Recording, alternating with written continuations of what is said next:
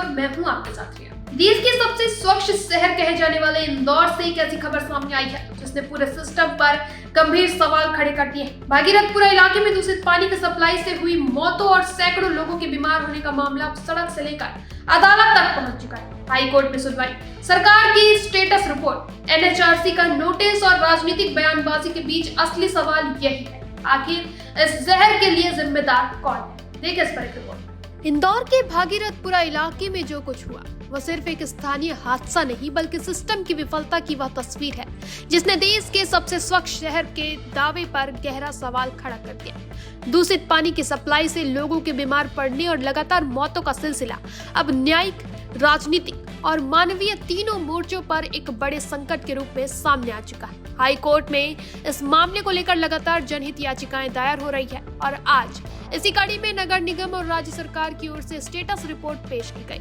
जिसमें सरकार ने दावा किया कि अब तक केवल 4 लोगों की मौत हुई है, जबकि जमीनी हकीकत इससे बिल्कुल अलग नजर आ रही है।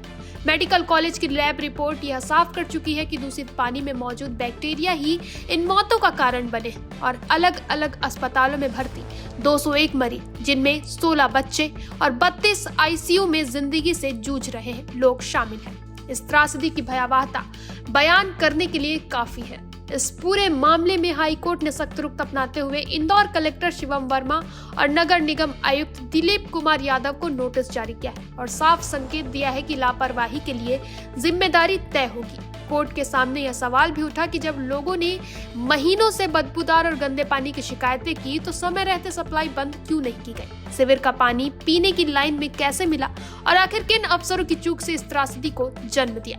वहीं भागीरथपुरा में चौकी के पास बने शौचालय के नीचे से गुजर रहे पाइपलाइन में लीकेज मिलना इस बात की पुष्टि करता है कि ड्रेनेज का गंदा पानी पीने के पानी में मिल रहा था, जिसमें हैजा, इकोलाई, सिगेला और साल्मोनेला जैसे जानलेवा बैक्टीरिया मौजूद हो सकते हैं। इस बीच राष्ट्रीय मानव अधिकार आयोग ने भी मामले में संज्ञान लेते हुए मुख्य सचिव को नोटिस जारी किया है और 2 सप्ताह में विस्तृत रिपोर्ट मांगी है, जिससे यह साफ है कि मामला अब केवल प्रशासनिक नहीं बल्कि मानव अधिकार उल्लंघन के दायरे में आ चुका है। राजनीतिक प्रतिक्रिया भी उतनी ही तीखी है।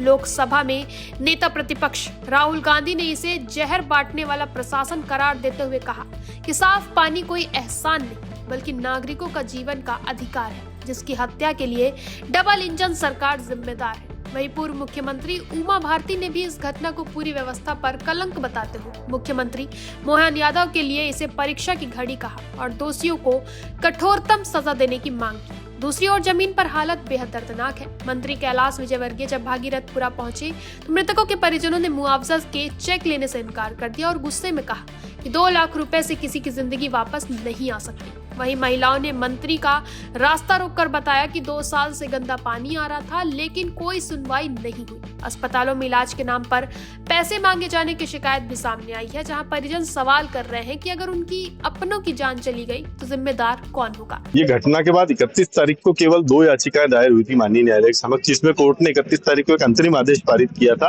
कि वहां के रहवासियों को साफ वाटर पानी का सप्लाई हो, दूसरा उनका निःशुल्क इलाज किया जाए।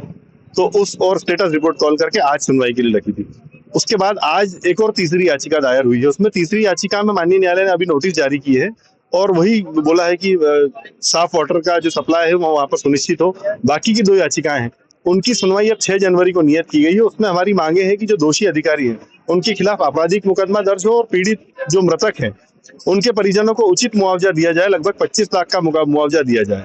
ये हमारी मांगे हैं उसमें। अच्छा, मौत जितनी हुई है उसको लेकर संदेह की स्थिति अभी बरकरार है क्योंकि जिला प्रशासन जो है वो स्पष्ट नहीं कर रहा है, हालांकि जनप्रतिनिधियों की तरफ से अलग अलग बयान सामने आ रहे हैं। बिल्कुल निश्चित रूप से जो स्टेटस रिपोर्ट भी पेश की है उसमें भी मौत के आंकड़े को डिस्क्लोज ठीक से नहीं किया गया, जो अभी मैंने प्रारंभिक तौर पर देखी है। जबकि मीडिया रिपोर्ट से और जो वहाँ के परिजन है उनके अनुसार लगभग 15 से 17 मौतों का आंकड़ा आ रहा है। तो उसको लेकर भी हम आर्ग्यूमेंट करेंगे उस दिन की कितनी मौतें हुई हैं, ये भी माननीय न्यायालय के समक्ष उसकी भी सूची जारी करेंगे। मुआवजे के चेक कितने लोगों को दिए गए हैं, क्या ये डिस्पोज किया गया है? अभी ये भी उन्होंने प्रारंभिक तौर पर ये बताया कि हमने 7 लोगों को 2-2 लाख रुपए के चेक दिए हैं। उसके बारे में भी उन्होंने स्पष्ट कुछ भी नहीं कहा है। किन किन की तरफ से ये पूरी जो याचिकाएं हैं वो दायर की गई थी? एक याचिका तो माननीय हाईकोर्ट बार एसोसिएशन के अध्यक्ष श्री रितेश इनानी जी ने स्वयं दायर की है। दूसरी याचिका जिसमें मैं पैरवी कर रहा हूँ वो याचिका दायर की है पूर्व पार्षद श्री महेश गर्ग और कांग्रेस प्रवक्ता प्रमोद द्विवेदी जी ने। और तीसरी याचिका जो है वो मोहन सिंह चंदेल जी ने दायर की है, एक राकेश बेस याचिका करता है उनकी तरफ से। इसी आक्रोश के बीच भोपाल में युवा कांग्रेस ने प्रदर्शन कर मंत्री के कटआउट को गंदा पानी पिलाया और तालाब में डुबोकर विरोध दर्ज कराया। प्रशासनिक स्तर पर अब डैमेज कंट्रोल की कोशिश तेज हो गई है। एसीएस संजय दुबे ने इंदौर पहुंचकर जांच की।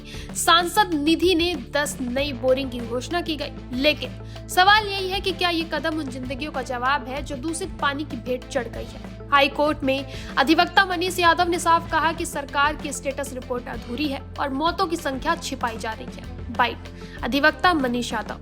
जबकि हाईकोर्ट बार एसोसिएशन के अध्यक्ष रितेश इनाड़ी की याचिका ने पूरे मामले को संवैधानिक जवाबदेही के दायरे में ला दिया। बाइट हाईकोर्ट बार एसोसिएशन अध्यक्ष रितेश इनाड़ी। अब नजरें आने वाली सुनवाइयों पर टिकी है। क्या दोषियों पर सख्त कार्रवाई होगी? क्या मुआवजा बढ़ेगा? और क्या स्वच्छ शहर की चमक के पीछे छुपी इस बदबूदार सच्चाई पर कोई ठोस फैसला आएगा? क्योंकि भागीरथपुरा की गलियों में आज सवाल सिर्फ पानी का नहीं, इंसाफ बह रहा है। अभिषेक परमार, वरिष्ठ उपाध्यक्ष मध्य प्रदेश यूथ कांग्रेस जी। आज प्रदर्शन कर रहे हैं। देखिए, आज हम ये गंदा पानी कैलाश विजयवर्गीय जी को भेंट करने जा रहे थे। जिस प्रकार इंदौर में 12-15 मासूमों की मौत हो गई ये गंदा पानी पीने से। इस प्रदेश का सबसे स्वच्छ शहर इंदौर है, उस इंदौर में सबसे गंदा पानी लोगों को पीना पड़ रहा है।